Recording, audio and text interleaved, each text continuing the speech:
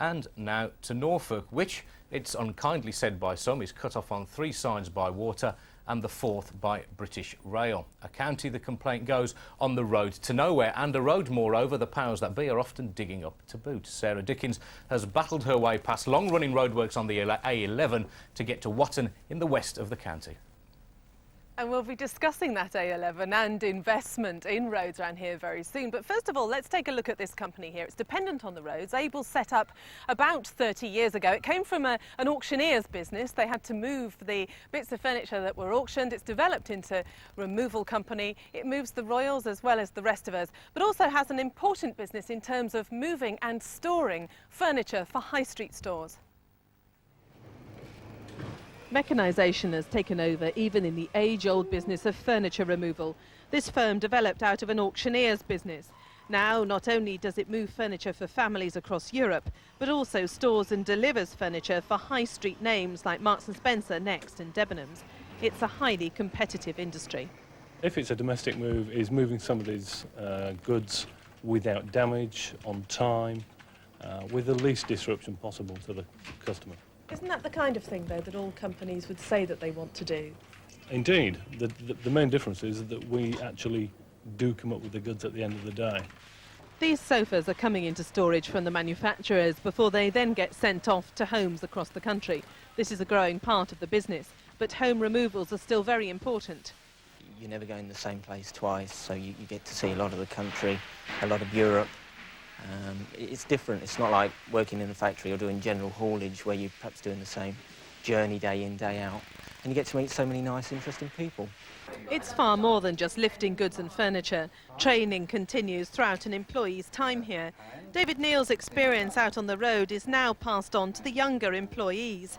They've set up an in-house training centre here, and the firm has even been chosen to pilot special national vocational qualifications for furniture removals. I find it very satisfying to know that they can go out and do a full removal job with the knowledge that I have achieved over the years and passed down to them.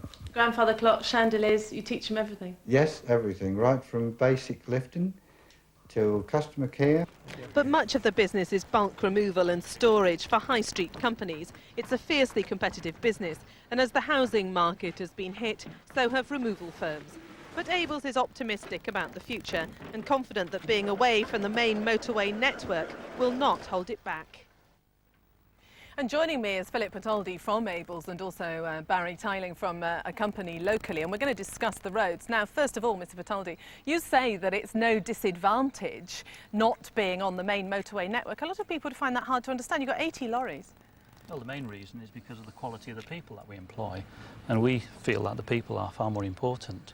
And they're able to take their skills. Wouldn't you do even better, though, if you had the same people, same skills, but you were, let's say, near the M5, near the M6, M1 even? Well, we have opened up other locations where we've been able to transfer the culture of the business. So we're in Huntingdon, and we're down at St Albans, and we are down close to the port of Felixstowe. But we still say this should be our home base. Now, Barry Tiling, you are very aware of the whole back of the road, don't you? You work for Rome Poulenc, 60 movements of lorries a day, and you don't like it, do you? We find it quite difficult because all our business, nearly all our business is export. We have to get down to the East Coast ports, we have to get around to other parts of the country.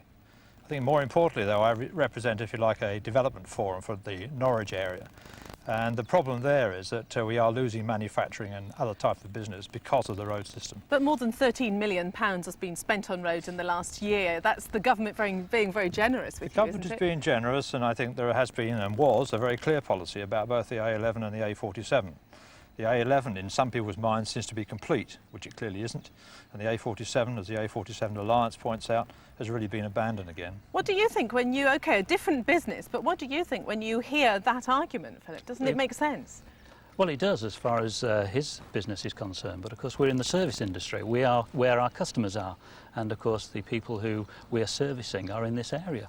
and we're doing a damn good job doing so. Barry, hasn't he got a point there? Perhaps the kind of industry that you need to develop here are more service industry. With all due respect, perhaps your kind of business isn't so well suited to being here. Our business is well suited. All businesses are service industries these days, whether you're manufacturing or if you're in the direct service. The point being, I think, though, is that we do need employment in the area.